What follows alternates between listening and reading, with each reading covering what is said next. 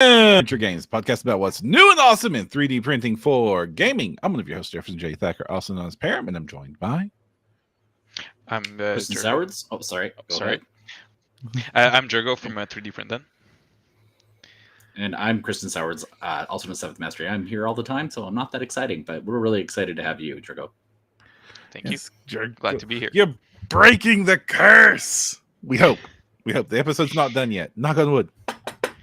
Hopefully. For those of you who do not know, we have been trying and have booked several times somebody who runs a 3D printing business as opposed to being just an artist. And Gergo here does that, right? Or is yes, this I been do. a trick?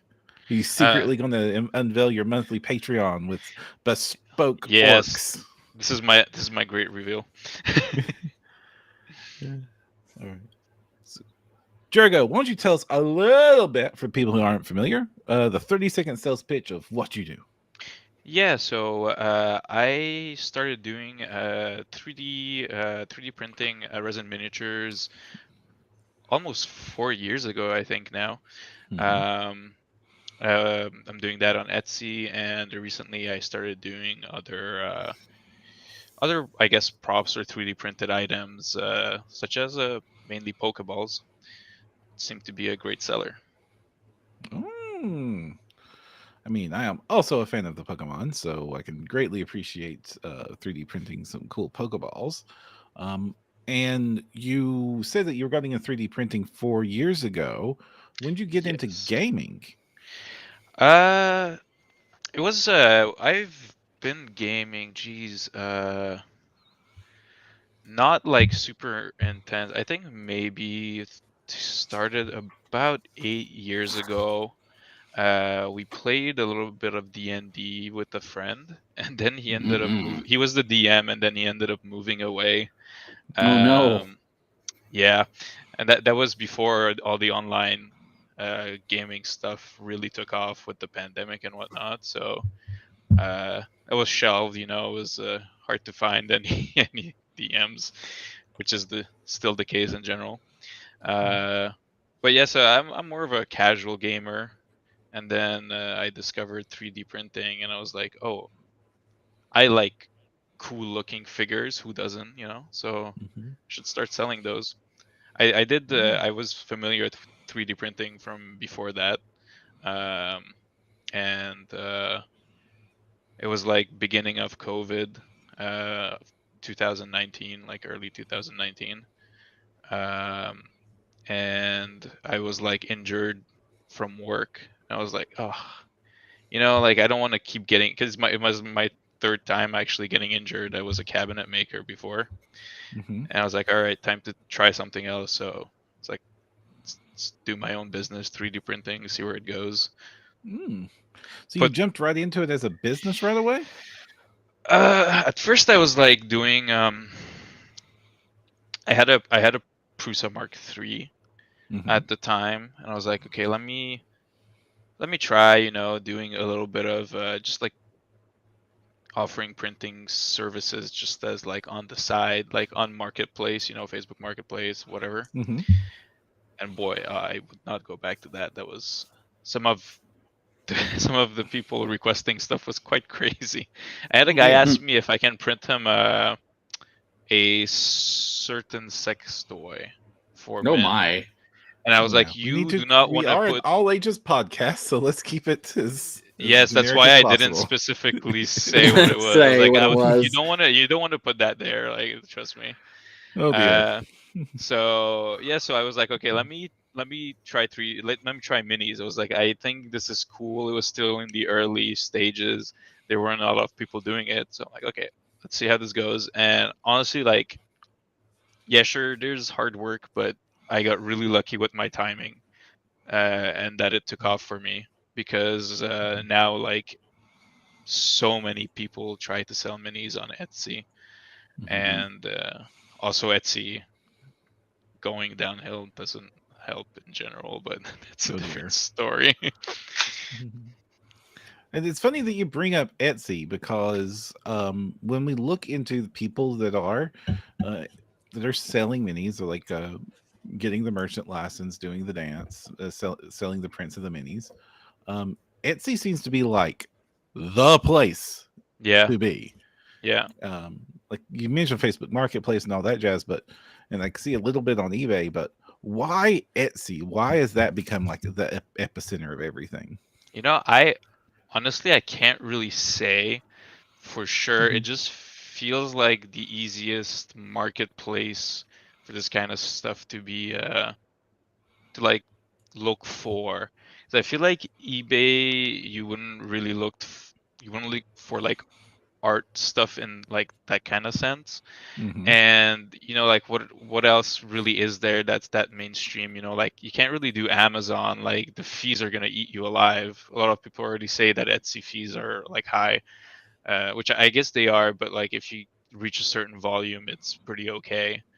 Um, but yeah, like I tried selling not minis, but some other stuff on Amazon, and it was just like not doable. It was unless you do like big volumes with Amazon, it's not doable. Um, I know there's some other like little similar platforms to Etsy that pop up once in a while, trying to change the things that aren't that good about Etsy anymore. But none of them really take off, especially not for like this kind of stuff. And yeah, I'm not really sure why, but it's definitely like the place to go. Are you still doing any gaming of your own, or is the Oh business yeah, become the life? we recently restarted a little bit. I mean, I've been playing Gloomhaven for the past like year and some. Ooh. Nothing wrong with Uh, that. That's basically no, almost D and No, that's a D, great game. Have really. you blinged yeah, it Yeah. out? yeah, There's it's so good. much 3D printing stuff for Gloomhaven. Have you blinged your board out? Yeah, I got some terrains and whatnot. Yeah, uh, yeah, and at least like that, our actually our DM moved back, so he's here again. Oh, nice. Yeah, so we're playing with him, and he can play too. So that way, it's not a perfect game, but at least no one's stuck not playing. And we played recently a D&D one shot, and he's looking at playing at DMing more D&D stuff. So hopefully we have that to look forward in the future. And now I can print minis for it, so that's awesome. So, walk us through what is a day in the life of running a 3D print service. So for the aspect of so basically, what I do is I have my orders online that come in through Etsy, and I check what I ship out once a week. So I check what I have to do for the week. I look at my orders. Um, the way I work is I offer like multiple sizes for a lot of the minis. So when I support them, I save the STLs in the different sizes, so that way I can just like pop them in. You're doing your own supports. Well, um, have not had great success with pre-supports in the past, so at the bare minimum, I modify it. Like I take the existing. I work in Lychee only. I really don't like Chirubucks. So the ones that are in Lychee, I take it and modify it. And Patreons that offer only Chirubuck supports, those I do myself because I just can't stand working in that program. So um, I don't like get all these minis every month and then right away support them. I support them when I need to, because there's always minis that just never sell, but I keep them up because they might not sell, but they could bring in a potential buyer for something else. Sure. Uh, so what I do is basically I look through my orders. I first load up all of my files and slice them for the minis that I already have supported, and then the ones that I don't, uh, later on in the week, I go back and I support those, and then I print those. Then usual resin cleaning and then curing the boring stuff. Then I gotta sort through. There's always failed prints. It's inevitable. I sort through, organize my orders. I'm like, okay, I need to reprint these because they failed. And thankfully, recently I've been able to hire someone to do my packing, so I don't have to do that anymore. Nice. Yeah, Congrats, that's a that's benchmark. yeah, it's freeing up some of my time and honestly sanity. I bet. So when you're doing these orders, you said resin, and I've also seen some stuff that looks like it maybe is FDM. What do you have like a split on that, or do you just mostly do resin now? Or are you still doing a lot of FDM? Or Oh, so actually, well, at first I was doing resin only, Mhm, and then mhm. recently I started doing some terrain buildings and like Mhm. accessories. Those I do in FDM, so those are Right. pretty easy. You send them to the printer, uh, load your filament in, and they print. That's really not much of a hassle compared to compared to dealing with resin printers. See, and I'm exactly the opposite.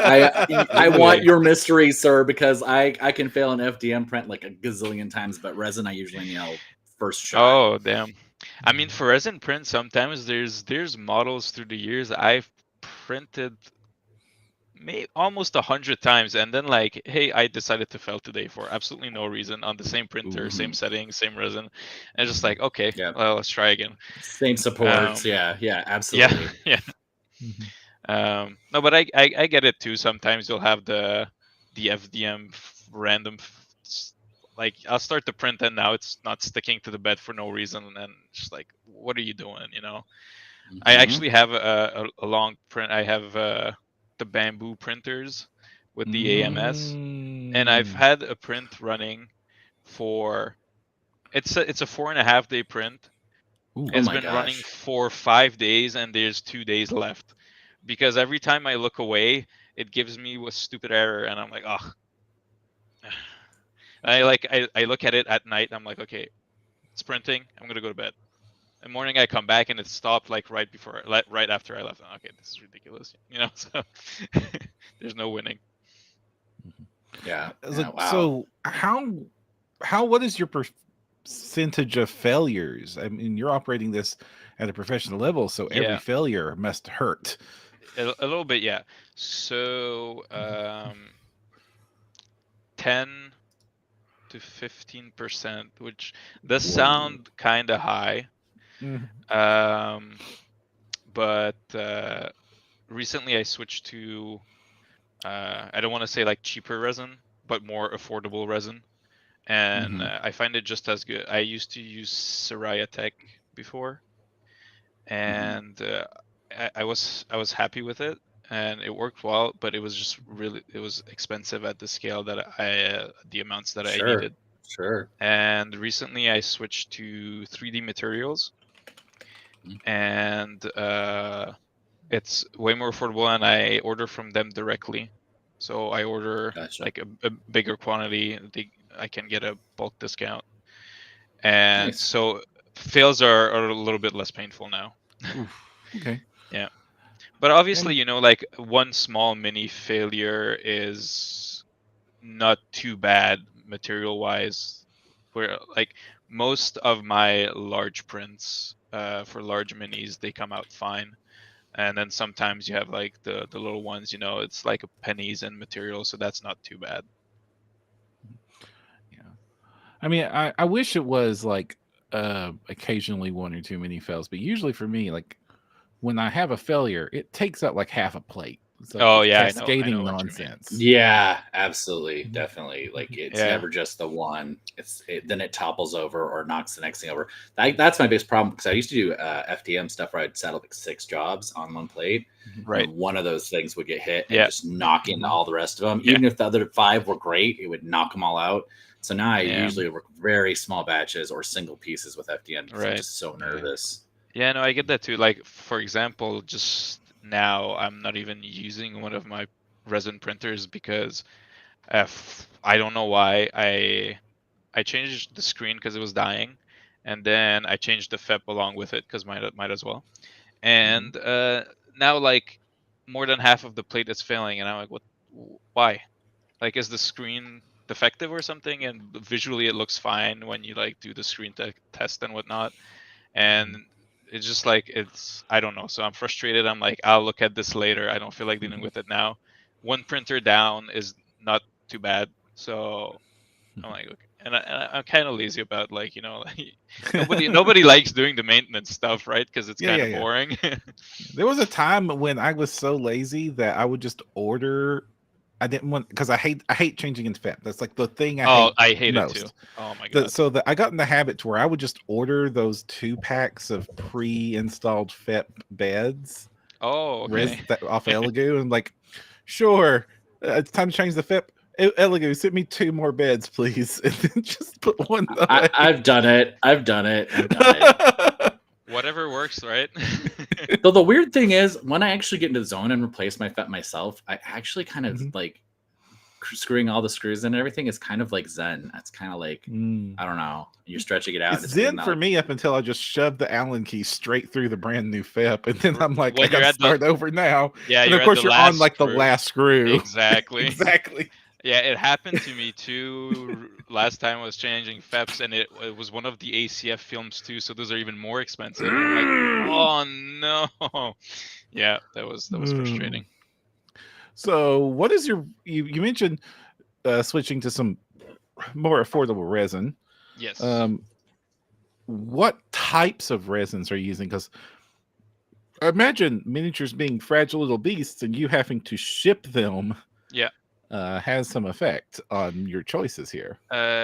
Yeah, so I use the 3D materials super fast, and I'm surprised at how it's still brittle because all like fast resins are brittle, but it's more resilient, I find, than just straight fast from Siraya Tech.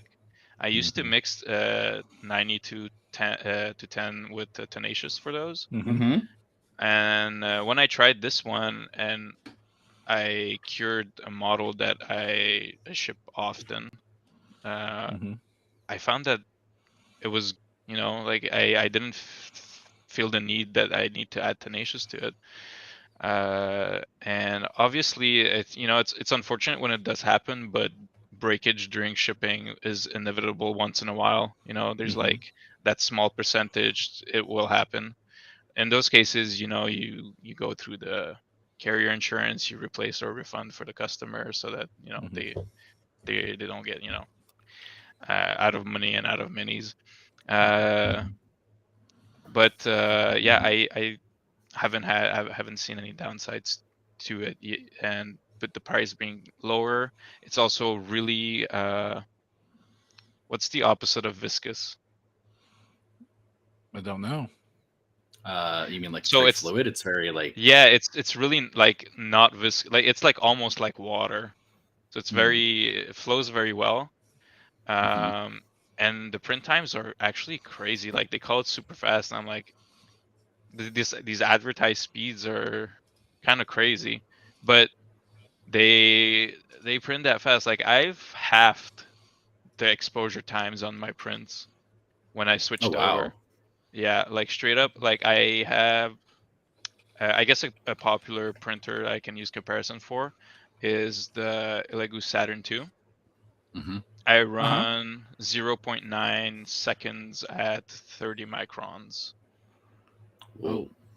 Yeah, so sub 1 second. I'm trying to what's your bed level on like your initial layers? How long are those? Initial 15, I believe. Wow.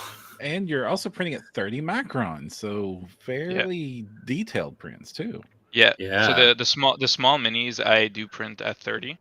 I did do tests and I found that going beneath 30 is diminishing returns. You're just really increasing the time, and I couldn't tell any difference between like 30 and 20 microns. And then for the bigger stuff, I stick to 50 because the details are big enough that you cannot tell the difference between 50 and 30. And that way I can, also offer more reasonable prices on, things like dragons and Tarrasques. Like I can imagine printing those at 30 microns. I mean, it'd be pretty. I find that I honestly, I find that there is not much difference. Like my biggest model, you guys, I'm sure. Well, since you guys are familiar with Lord of the Print, you know Uh-huh. the Bahamut print, the Oh Bahamut yeah, yeah, dragon. big old draggy. I print the wings in one piece. Oh wow. Yeah, and that takes like over a day. But I don't like, it's. I try to offer all the dragons in the wings in one piece because I find like it's like really annoying because there's always some kind of warpage with prints. It's Yeah. unavoidable to have Especially resin. perfect mating surfaces. Um, and I don't want people to have like seams in the middle of the wing of the dragon, which is like the most flashy part. So Yeah. all of those I print in one. I find that like 50 versus 30 microns would not make a difference on like something that huge. Trying to find it on your site. Sorry. Yeah, no problem. Besides the so which printers did you say you were using again? So for resin, I have two Saturn 2s. Mm-hmm. I have 3 Creality Mage Pro, which are I think they came out mid last year, I believe. They're really fast. Like the motor in them is crazy. They do use the ACF films, which pluses and minuses. And I have one Peopoly Prime. That's a big one. And I recently acquired a used Lego Jupiter. And then I have my little. I have my little Prusa SL1S. So I have 8 resin printers in total. 8 resin printers. How many FDM printers do you have? I have 5. So I have 3 Bamboo Labs printers and 2 Prusas. Okay, so that's a nice chunk of change. You got 13 total. Yeah, I did acquire them over the time. I didn't like. Oh yeah, no, I get it. I mean, it's your business. So, I was just kind of like that. It's like a whole room. I have a smaller room entirely dedicated to the resin stuff. You want to keep that locked up, and then outside of that room, I have the FDM printers. But about the fact that it is a chunk of change for all the printers, but since it's a business that I scaled over time, it was great that I didn't have to dump a huge amount of money into everything all at once. And you grow as you need. So if you don't need, you don't grow. And like that's a nice part of this business. Yeah. Well, I'm not even that serious, and I have 4 total. So I can only imagine if I just got a little more into it and started actually doing that kind of licensed work, it would add up fast. And there's a lot of reasons, like getting those higher end ones. Like I would love a Creality or a Bamboo, for sure. So yeah, that's with the Bamboos. They're pricey, but it was a game changer for FDM. Definitely, I shout out to them for pushing the envelope how they did. Yeah, and we're starting those so many people copying them now because used to everything was an Ender clone, and now it's everything's so a bamboo many clone. Bamboo clones. Yeah, and not just how their Core XY printers look. Now I'm seeing more and more AMS clones. Yeah, I think Anycubic just teased their AMS. Yeah, I just saw that earlier today. Yeah. But hey, if it works, it's going to be copied. Competition's good for the market. Yeah, it is. It is. I'm glad someone shook up the race to the bottom of who can make the cheapest printer. It's now who can make the printer that prints the fastest, but also good quality. A good quality, because a lot of people back in the day were like, oh, let me just get an Ender, and then you're like, wow, 3D printing sucks because I can't get the bed leveled, and every print I have to level the damn bed, and I keep getting fails. I have to keep tinkering with it. I put money into upgrades, and next thing you know, you don't use it anymore. Yeah. I literally gave my Ender away to a random listener on the show because of how much I did not enjoy the hot rod aspect of that particular part of the hobby. for some people that's what they're looking for, and good for them, you know. Like it's a different aspect of the hobby, but not everyone's looking for that. Right. Mm-hmm. I want a printer that I push button and toy comes out of it. Go, yes, exactly. We're still not there yet. No, but much closer than we were 5 years ago. For sure. The first time I saw automatic mesh bed leveling, it blew my dang mind. Oh my god, when I saw the Prusa Mark III announced and the features it had at the time, I was like, god damn, I need me one of those. Oh, yeah. So you mentioned that like some of your models don't sell and some models you've printed hundreds of times. Yeah. What do you think goes into a model that is popular on a storefront like this? I don't know. If I knew, I'd only sell those. It's really it's really hard to say, and sometimes it's things that like pop up like I don't know where. Like sometimes I have like a model listed for a few months, and suddenly it just starts selling like crazy, and I don't know why. I don't know why people suddenly start looking for that, but uh, like one of the top ones for the most consistent I'd say is the old model, the Leela Elf Archer from Dragon Trapper's Lodge. That was one of that. I remember when I saw that back in the day, I was like, yeah, I want that. That one's always pretty consistently sold. So even you know for an older file, same thing for like the Kippen model from Lord of the Print. That's always sold really well. And then as an example for something that was up for a while, like there's this mushroom nymph from Great Grimoire. If you guys know Great Grimoire, that was Yes. it came out 2 years ago, and last year, after almost a year of being up, it started selling like crazy. I'm like, okay, well, here we go.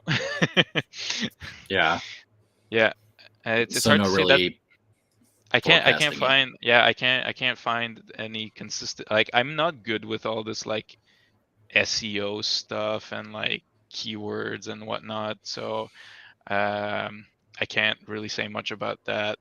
But that's why I keep all of them up, because I never know when one might take off. And as I mentioned, even if one doesn't necessarily sell, it could bring someone in, introduce them to my shop, and they might buy something else. So And I guess that's one of the advantage of being in a business where you order then produce instead of produce then hope to sell. Do you keep yeah, any models in stock that are no, super popular? nothing.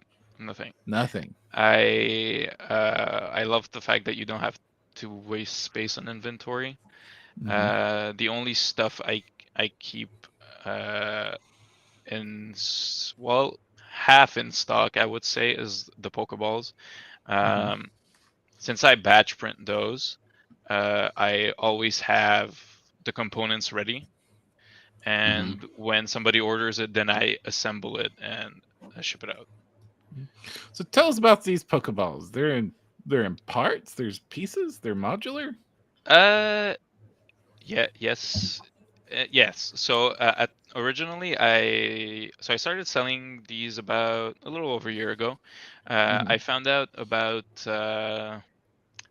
so I give him credit here. Just give me a second. I found I saw them online. I was like, this is really cool. I do like what I do, but I was doing like miniatures for 3 years or so at that point, and I was kind of feeling a little bit burnt out creatively, because I felt like kind of a factory, you know, just getting orders, printing minis, packing boxes, sending them out, and repeating. So I was like, I want to do something else. So I saw these online, and I was like, okay, these are cool. And then I purchased the model. So the Pokemon themed ones are made by this guy called 3D Tech Design on CG Trader. Here I can, if you want to show it off, I'll drop the link in chat. So I saw these and I picked them up and I was like, okay, I knew at the time some other people were selling them. I'm like, I don't want to be like everyone else. So I designed this opening mechanism and I did make it in a modular way so that they would work with all of his designs. And then I designed the canon Pokeballs, like, you know, the regular Pokeball, Great Ball, and all of these around the same system. So that way, all of them work with the same interior and they all work with the same mechanism.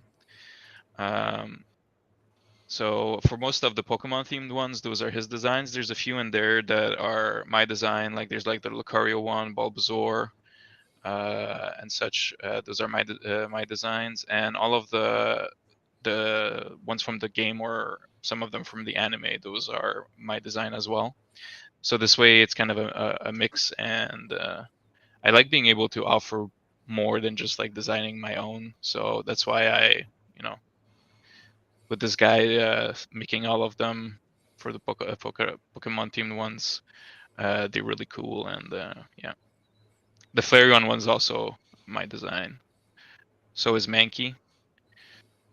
So yeah, I also modify some of them from him that I feel like a little bit lacking. Like there was like the Blissey one. I added some aspects to it to make it look more like Blissey. So like this, it keeps me you know, creative with the 3D design and also actually like making things with my hands instead of just removing supports. Makes Okay, sense. excellent. So those have different interiors too, though, right? Because like that's what got me interested in talking to you was the deck box interiors. Yes. There's other types of interiors too, right? Well, so yeah, so we got. Oh, okay, that was weird. I think my camera. You're fine. You just moved just out of the range. I have the same thing on my auto background thing, so I got So you. here's the poke. Oh, wait, hold on. I think my camera is. Yeah. Let me reconnect It here. doesn't seem to like you're existing. No, it says on my side that it disconnected. Okay, Mm. I think it's fine. Yeah, I think the cable was finicky. So it wants to catch them all, so it was yeah, disappearing. so this is these. Okay, what is going on?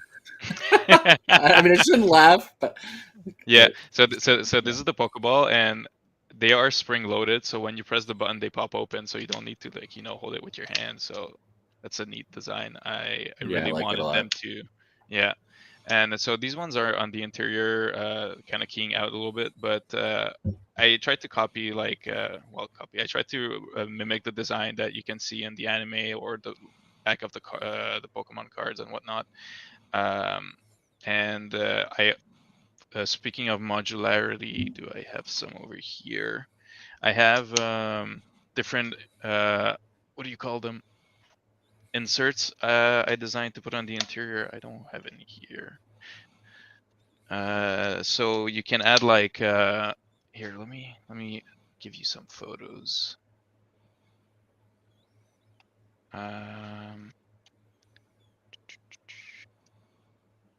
So yeah, for example, this one, I'll send the link here.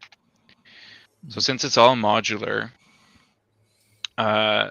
these inserts go in all of them. And you know, there's always like, oh, you know, it's cool, but it's just a decoration. So I want it to be more than just a decoration. So I have like this ring box option, which is crazy popular. You'd be surprised how many I'm people not order this surprised at all the all. time. Actually, I'm not. I was surprised. I was like, let's do it. And I'm glad I did it because, you know, like people are really excited about it too. So it's not just what do you call it, like from a business move it's good, but like people do actually genuinely love it, so that's great to see. Yeah, And that's then really cool. I have like Switch game holder inside that you can put, or for your DS games, so you know you can carry your games around in a little compact Pokeball, and you know, you have them with you protected, so that way they're functional too, so not just displays. That's really cool. Yeah, that was what caught my eye about them, is the way they were just like so articulated and everything. And of course, I immediately set trying to figure out like if you could do the other thing, but as you've said, it would be very, very big. So Yeah, well, yeah, I'll show it off too. So this is a Pokeball for normal Pokemon deck for 60 cards, sleeved. So here, oh geez, this keying. So we got the deck box, and I have two little compartments I added on the side. We had some extra space you can put your tokens in and whatnot. One here, and they're lidded, so they don't fall out in the top when you're carrying it around. And I designed them in a way so they have a flat bottom, so you can put them on a table, and they don't roll away. But I also I do have these little stands that these all come with the Pokeballs, like you can see it in the video. I made these so that you can display them open. That's why it has a little arm in the back. And I was like, okay, well, if people want to display their deck boxes open too, I have a little bit bigger version of that too. So, but Nice. yeah, with the flat bottom, you don't have to carry this around if you go, flex on your opponents at the local tournament or whatever with your cool deck box. So yeah, these are also spring loaded. This one was the first one, so the spring is a little bit weak on this one, but I have stronger springs on them otherwise, so they nicely snap open when you press the button. And yeah, I wanted to keep the spring functionality part of the big one too, because it's really fun. Let's be real. Sweet. Well, we've talked about does keeping track of all your orders. You say you only ship out once a week. Yes. And some of these things you probably have to print like multiple print beds worth. And if you're maximizing your prints, you're probably sometimes printing more than one order on a print bed. Yes. How in the world do you keep track of what goes with all that? Yeah. I wish I had a good answer to that, but it's it's all in my head. I'm not good with like keeping lists and stuff. Even if I were to make a list and make a physical form of it, I wouldn't look at it. So no spreadsheet or no punch list or anything. No, I look at my list of orders in Etsy, and I know what I have printed and what I haven't. And by next week, last week's ones get wiped out, and the new ones take their place. So, yeah. Well, here's a little bit of practical advice I think that you could give some of our listeners. I occasionally have to travel with miniatures, very fragile, breakable, resin printed miniatures. Yes. Sometimes I have to take them to London or Essen. Yeah, that's a long way. Airport security and baggage handling are not gentle to my little minis. No. You ship things across the postal service where they like to drop kick packages. Oh, I've seen some crazy. How do you pack minis so they survive it? So one of the things I wanted to be part of the business from the beginning, kind of sounds ironic because I print in resin and plastic, which are not necessarily eco-friendly materials, but I wanted to keep at least my packaging eco-friendly. Most minis go out in a small box. Let me get you an example. Good question. I'm glad you asked this one. Yeah, that's a good one. So this is the average size box I use. This is like the smallest one that you can ship through the postal service, and we use crinkle paper. So it's crinkled craft paper made from recycled paper. So one, it's recycled. Two, it's recyclable. I don't use any plastic for the shipping. Even the tape we use is paper tape, even though it's more expensive. I switched over to that about 2 years ago. I guess the only plastic is really the label, which has to be. Other than that, yeah, we also include a little card in the orders. Well, thank you for the order. also obviously paper. So everything, I try to keep everything paper. Hmm. Funnily enough, uh, little fun fact. Paper, there's those paper tapes that have those strands in them, Mm-hmm. Mm-hmm. Mm-hmm. fiberglass strands. Even though that's paper tape, it's not recyclable because the fiberglass is not No. recyclable. So I don't understand why companies are like, hey, look, we're using paper tape, but it's not recyclable. Let's just use normal tape at that point. So we use paper tape Right. Right. with no Mhm. strands in it, so everything is recyclable. Makes sense to me. Oh, and for And so- bigger stuff, we Uh-huh. use this really cool what do you I like how it looks like you're like disappearing into the ether and then I summoning know. stuff. It's funny So because here's I a DM little sometimes with that and disappear when I'm doing it too. It's yeah. like the haunted castle just eats me, and suddenly that's all that's Yeah, left it's on the just a screen. bit of a mess behind me. It's also our packing station, so so there's this paper that comes in rolls, and when you pull on it, it becomes they call it honeycomb packing paper.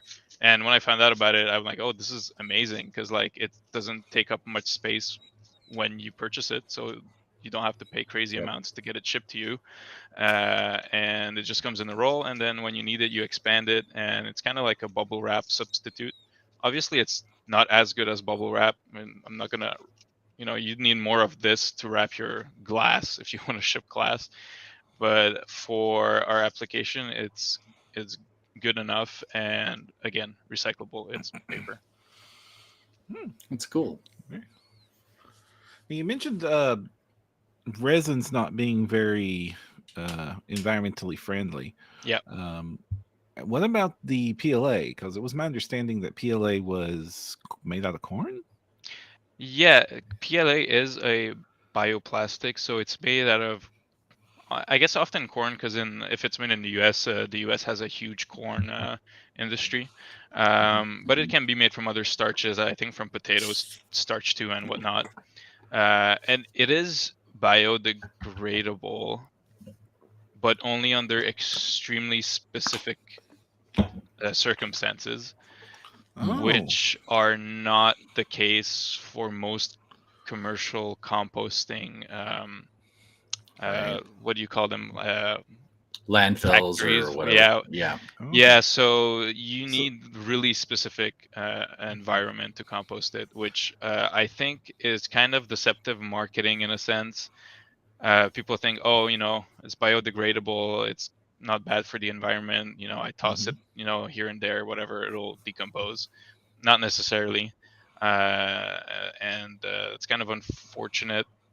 so it's not only important that it's made from a renewable resource; it has to itself be reusable. Yeah, because otherwise it's still just a plastic that sits in a landfill and it's not gonna decompose because I think don't quote me on this. I don't know the exact details, but I think in like the natural environments are not good enough to decompose. It has to really be like a specific controlled environment. Mm. Well, then what about our resins? We already know that they're not safe for Yes. people. So, like, Correct. how do you dispose of your resin refuse? So for any solid waste, being like paper towels, gloves, supports, failed prints, um, I pay a toxic waste collection company. Oh, That's cool. It's expensive, but I don't want to, I don't want to cut corners because it doesn't feel right, to dump it in the trash and polluting the environment with it.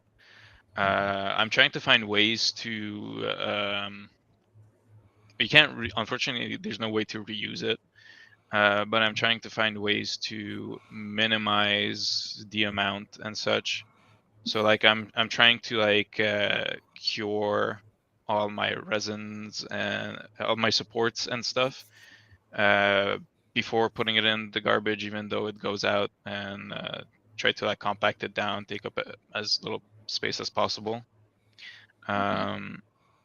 As for the liquid waste, uh, I use IPA. I know some people use other cleaning products, but here in Canada, it's kind of hard to find some of them. I think one of them is denatured alcohol that people use a lot, but in Yeah. Canada, it's almost impossible to find. I'm not sure if it's like a legal restriction or something. Really? Yeah, you can't just walk into a hardware store and buy denatured alcohol. Oh wow. Yeah. So I use isopropyl alcohol, 99%, and Right. I distill it. So I use a little distiller with the digital temperature setting on it, and do it outside. Don't do it indoors. Yeah, it's dangerous. Yeah. So I use that, and I'm able to recycle a decent amount, and whatever waste that is not IPA that's left in the distiller that I put in with the other toxic garbage to be picked up. Where you run this as a business, do you have like a lot of this waste that has to be disposed of compared to say a hobbyist? Yes. I mean, How you many said 15% paper towel rolls fails. do you go So. through a week? How many paper wow. towel a week? 'Cause that was my joke when I got to a hobby. It's like minis are super cheap, but I'm gonna go broke in paper towels. Yeah, actually, it's not too bad. I think maybe one roll a week. Oh wow! Yeah, it's not too terrible. The amount of alcohol I go through, that's what's gonna break me. That's facts. I'm actually super curious now. Printer, cool to know. Shipping, cool to know. How do you wash and cure at an industrial level? Okay, so I do a pre-rinse in a little pickle jar. That's also filled with the pickle jar. Yes. Yeah. Yes, that's what I say. I found out about it a long time ago, and I'm like, oh man, that's so cool. And I got one, and then it ended up breaking over time. Dildo! And I'm like, I want the same pickle jar because the other ones don't look as cool. And then I found out they discontinued it. I'm like, no. And I hunted down the last two in my area, and I got them. So now I'm treasuring these pickle jars. So I pre-rinse in the pickle jar. I pre-rinse in the pickle jar. And then I have two cleaners. I have one that does the spinning thing. That's the machine is is a Prusa CW1 that I got along with my Prusa SL1.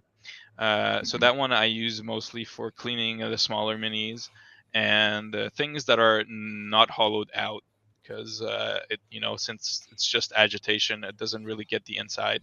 And then separate from that, I have a ultrasonic cleaner. It's not huge, but it's pretty big, and that I fill with water, and in a plastic container, a pretty big plastic container. The alcohol is in that, so I don't put the alcohol directly in the cleaner. I've heard that it can ignite. So boom, boom, boom. It's also not. They're also not like airtight, the lids, so it also evaporates. So water and then plastic container with the alcohol, and that's where my bigger stuff goes into, and the hollow ones clean it all out good. Then I let them dry, and I cure smaller stuff in the same machine, the CW1. And then I have a makeshift little cabinet for the bigger things. I purchased an older, well, not older, a few years ago. I purchased a bigger curing machine, and it didn't really cure much. It was from a bigger brand, but I won't drop names. So I repurposed the turntable from that. I put it in a metal cabinet, and I have a huge panel, a LED panel from my Peopoly printer. I upgraded it to like a newer version a few years ago, and I had the LED panel left over. So then I cut a hole out and I stuck it to the side. So that thing is pretty powerful, and with the other turntable on the inside, that's how I cure my bigger models. Very cool. Yeah, I try to reuse what stuff I collect from printers and whatnot. you end up with a collection of stuff over time when, you know. So we often talk like there's like 3-ish camps of people that are interested in gaming 3D printing. There is the RPG players, the D&D players, the other RPG players. They need their cool minis. There are the war gamers who need their cool armies. And then there is, well, likes cool accessories crowd. Sure. That would apply for your Pokeballs and your dice towers and stuff like that. What about the Would you painters? also throw the cosplayers in there? I'm just curious. Well, they're not gamers, but the cosplayers definitely love the painters. There's game adjacent cosplayers. Sorry, I didn't mean to cut you off. Here you go. So No, that's all right. Actually, I printed a big prop on my last convention I went to, and so I dabble a little bit on cosplay, I guess you would say, like that. What was it? You guys watch any anime? Oh yeah. Yes. Kill la Kill? Oh yes. Yes. I had the scissor. Ah, full very size. Nice. Full size, both scissors, and it actually moves. It was super cool.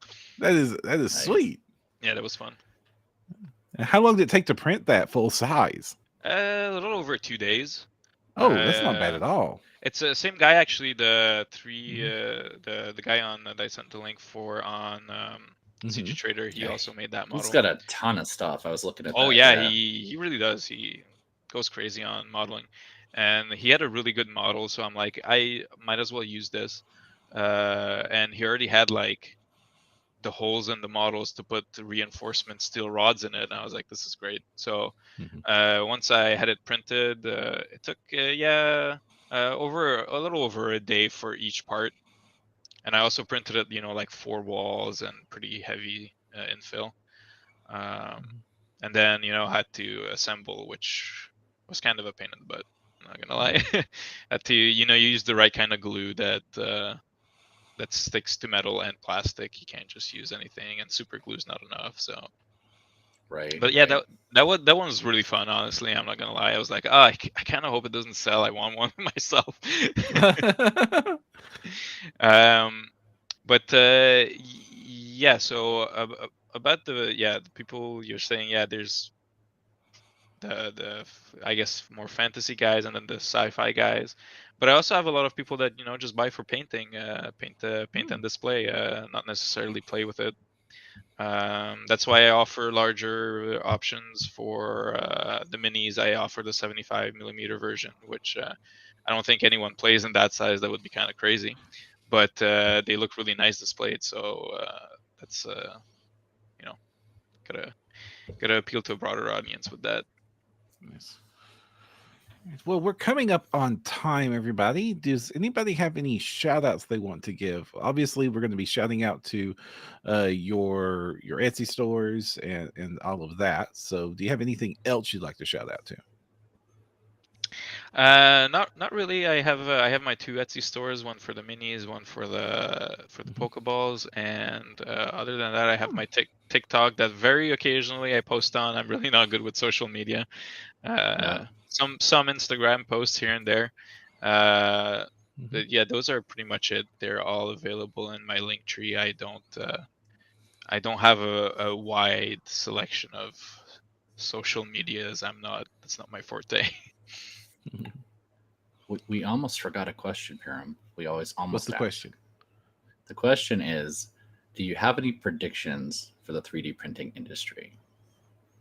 We've asked that. Yeah, anything you think's coming down the pipe, or anything, or if you wanted to tease anything, you're going to start adding to. I mean, that's a different question, but I think of predictions or anything changing that you think is coming down the pipe. I'm just curious. If not, it's totally cool. If it's I saw 2. So I saw that Lego announced their new Saturns, and I was like, okay, yeah. I was like, oh, it's kind of like the iPhone. There's a new one every year. Like, how much improvement can they make? Can there be? Yeah. But today I don't know if you guys saw today's reveal for the features, but it's gonna have a tilting VAT, And I don't know if you guys are super familiar with the Prusa SL1 resin Mhm. printer, which has the little tilting Yeah. bat in it.